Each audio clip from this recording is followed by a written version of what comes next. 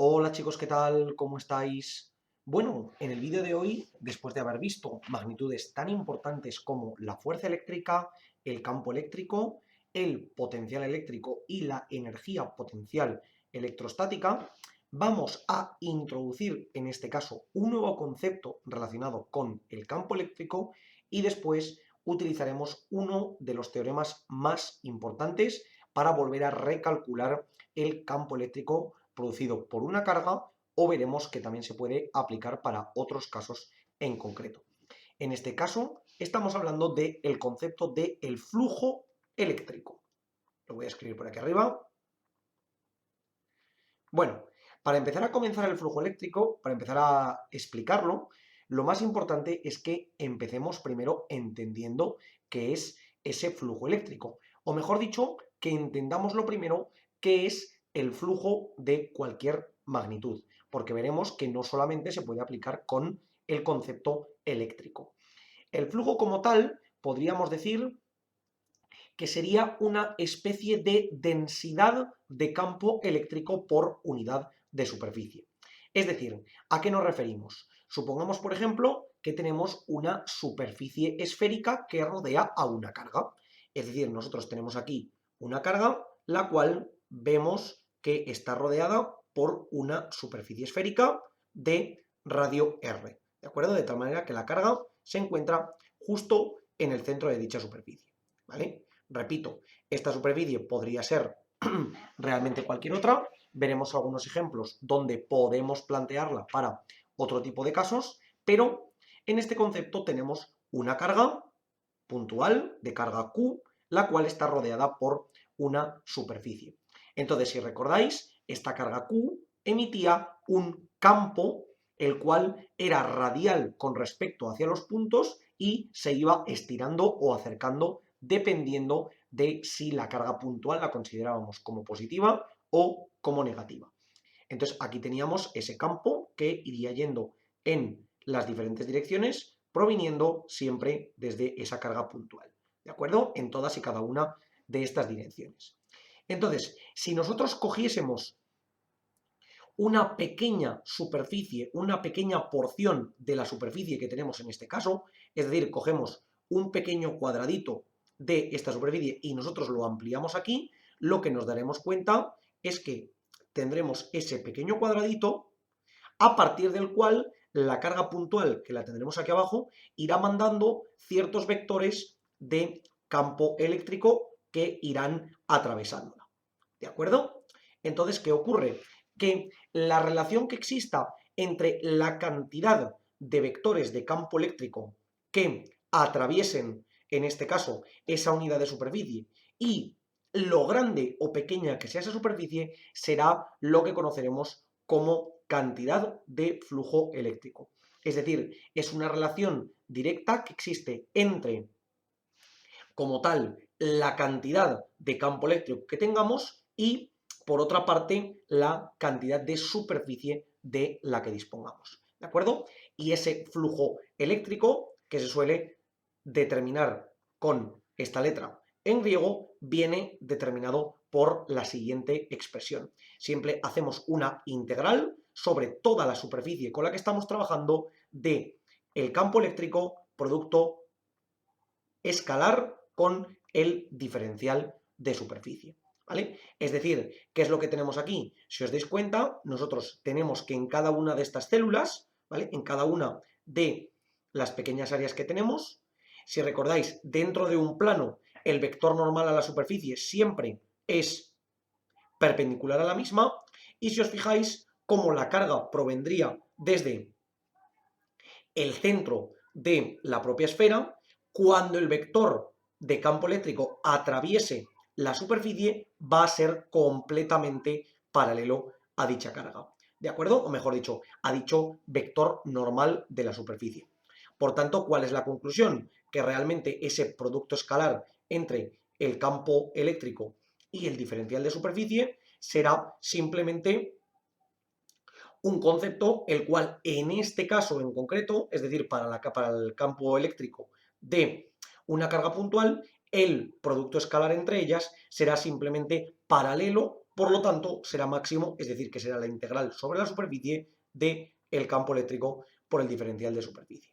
En caso de no conocer exactamente ese campo eléctrico, o mejor dicho, de que el campo eléctrico no fuera paralelo al diferencial de superficie, aquí deberíamos multiplicar por el coseno del ángulo que formen, ¿vale? Pero como en este caso no tenemos ninguna condición que nos permita intercambiar ese valor del campo con el diferencial de superficie, es decir, que tenemos un paralelismo entre los dos vectores, tendremos que simplemente el producto escalar lo podemos eliminar y nos quedaríamos con el módulo.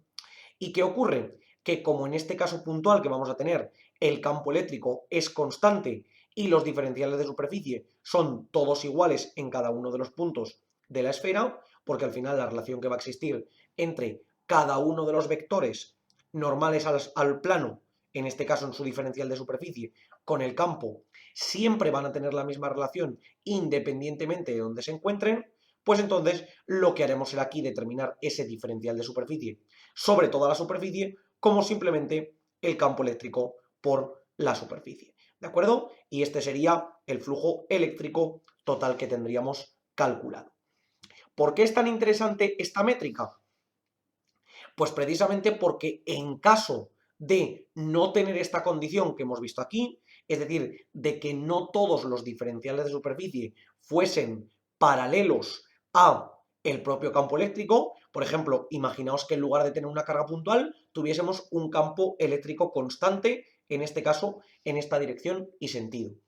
En los diferenciales de superficie que estuviesen en un lateral, sí que tendríamos de nuevo esa condición de paralelismo entre el diferencial de superficie y el campo eléctrico, pero por ejemplo, en una zona que estuviese aquí arriba, el campo eléctrico y el diferencial de superficie serían totalmente distintos. Es decir, que ahí ya tendríamos que realizar algunas integrales un poco más complicadas, pero al final las podríamos hacer sin ningún problema. ¿Por qué es tan interesante este concepto de flujo eléctrico y sobre todo para qué nos sirve?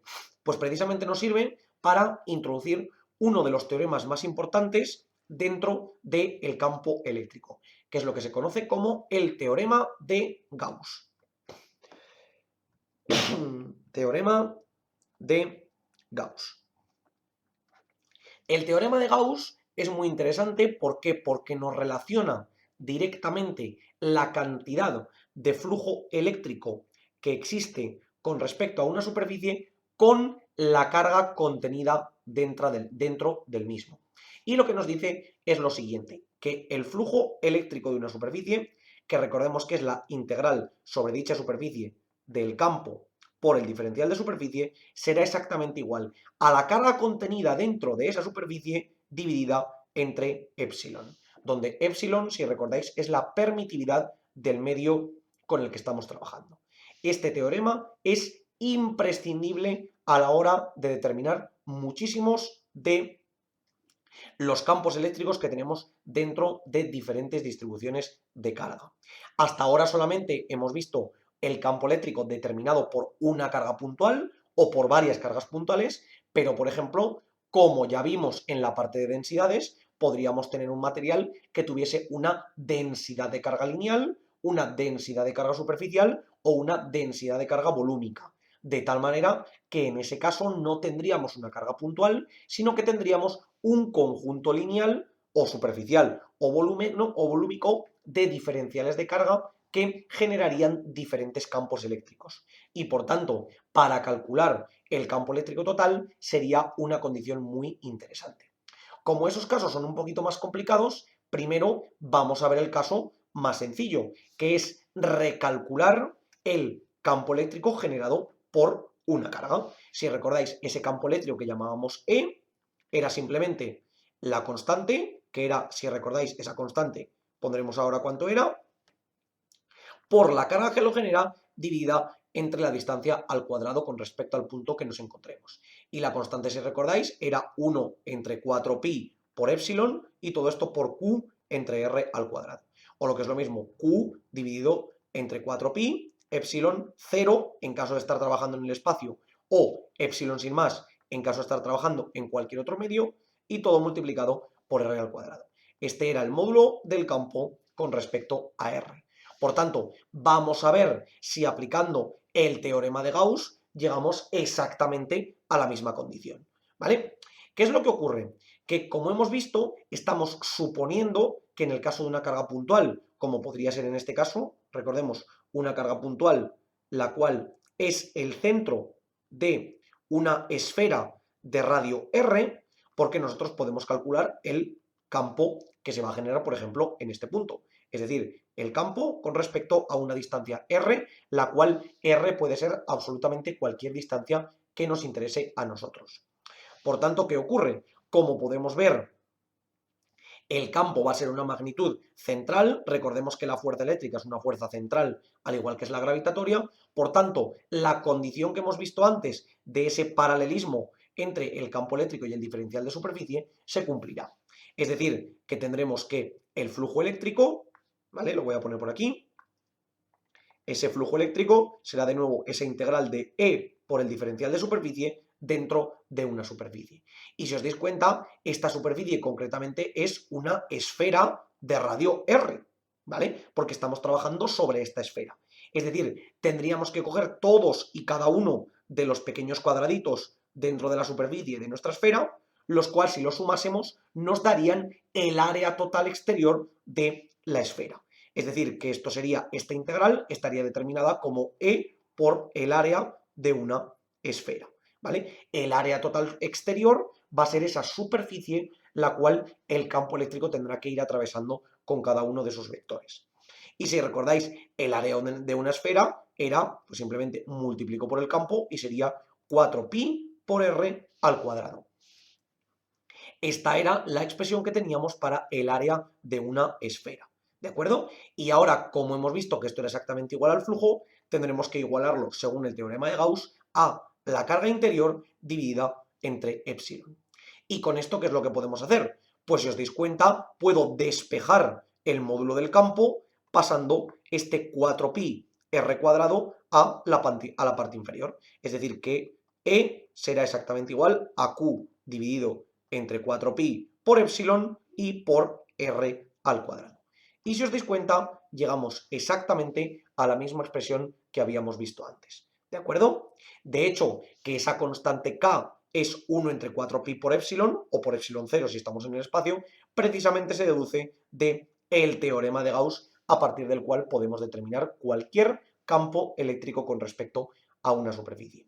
Como os digo, en este caso, para el caso puntual de la carga es un problema que ya conocíamos, por lo tanto no era necesario volver a recalcularlo, pero sí que es interesante que lo veamos, lo primero para reafirmar que en efecto este campo eléctrico tiene sentido y que habíamos trabajado correctamente con él, y además es interesante para que veáis cómo nos puede permitir perfectamente calcular cualquier otro tipo de campo eléctrico independientemente de la distribución de carga que tengamos. Es decir, yo podría, por ejemplo, tener una barra de una longitud L donde tuviese una densidad de carga lineal lambda.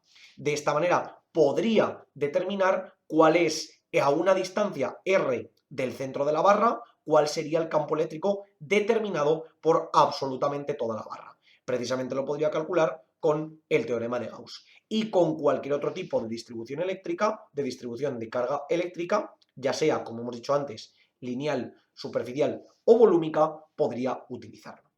Así que chicos, en este vídeo, muy importante, hemos determinado ese concepto de flujo eléctrico, el cual está directamente relacionado o se aplica directamente con el teorema de Gauss, el cual nos permite determinar el campo eléctrico que genera cualquier tipo de distribución de carga a una distancia concreta de dicha distribución. Como siempre os digo, chicos, por favor, cualquier duda, cuestión o pregunta que tengáis, dejadla en los comentarios y nosotros la intentaremos resolver. Por lo demás, muchísimas gracias por ver el vídeo, espero que os haya servido y que vaya bien.